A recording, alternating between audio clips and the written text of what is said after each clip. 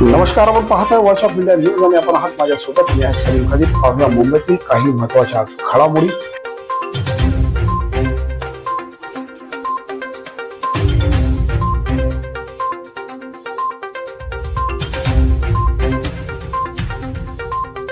जातीनिहाय जनगणनेच्या पहिल्या टप्प्यात ओबीसी साठी स्वतंत्र कॉलम नसल्यानेच तसेच ओबीसी आरक्षणात होत असलेल्या घुसखोरीच्या मुद्द्यावरून ओबीसी जनमोर्चाचे अध्यक्ष प्रकाश शेंडगे यांनी तीव्र संताप व्यक्त केला आहे.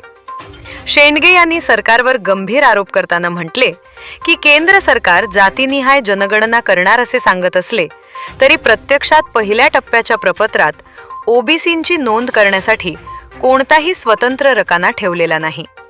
यामुळे ओबीसींची नेमकी संख्या समोर येणार नाही आणि त्यांच्या आरक्षणावरच गदा येईल अशी भीती त्यांनी व्यक्त केली.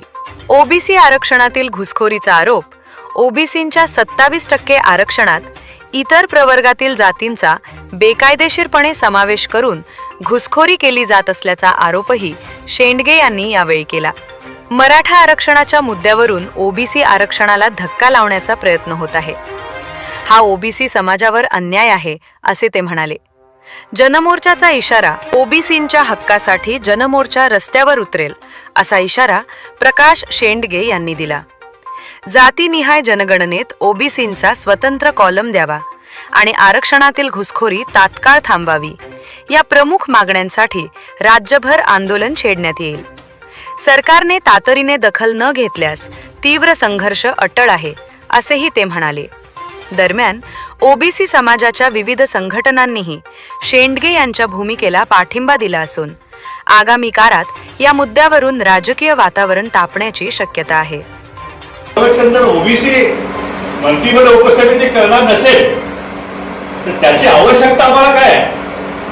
म्हणून या ओबीसीवरील अन्यायाची मालिका परंपरा ही असंच चालू आहे आणि त्याच्यामुळं या मंत्रिमंडळ उपसमिती जी आहे तिच्यावरती आता या महाराष्ट्रातील ओबीसींचा विश्वास राहिलेला नाही.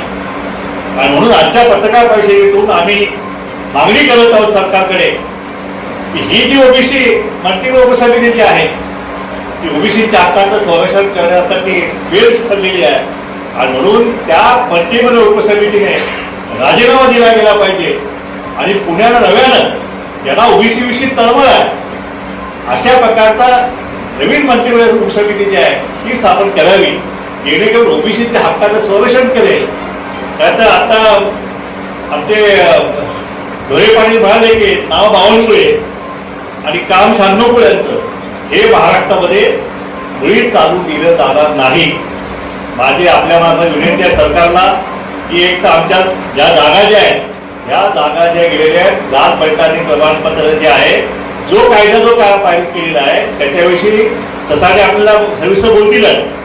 पण त्या जर हे दाखले जर दिले गेले आणि ते जर जागा घरी ठेवल्या तर प्रत्येक प्रमाणपत्र जे आहे ते आम्ही कोर्टात आव्हान दिल्याशिवाय राहणार नाही.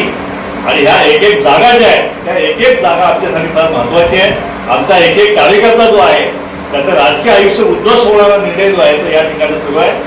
आणि जरा हे सांगताय की आता वेगळं मंत्र आले, मराठा समाजासाठी वेगळं मंत्र आले, मग प्रत्येक जातीने हे वेगळं मंत्रालय काढणार होतो. किती मंत्रालय काढणार आहे, किती कक्ष काढणार आहे? आता 450 जमाती फक्त ओबीसी मध्ये आहेत ना. SC STच्या जमातीचं बघितल्या तर किती जमाती होणार? एवढे कक्ष तुम्ही काढणार आहात का? आणि निधीचं वाटप जे आहे समान वाटप करण्याचं जे आहे तुम्ही आम्हाला वचन दिलं होतं की जे मराठा समाजाला ते ओबीसीला, मग का दिलं नाही? तुम्ही अण्णासाहेब पाटीलच्या माध्यमातून हजारो कोटी रुपये मराठा समाजाच्या युवकांना वाटले, आमचं त्याबद्दल काही मत नाही. पण आमच्या मुलांना तुम्ही हा विकास हे तुम्ही कधी देणार आहात याचं उत्तर सरकारने आम्हाला दिलं गेलं पाहिजे.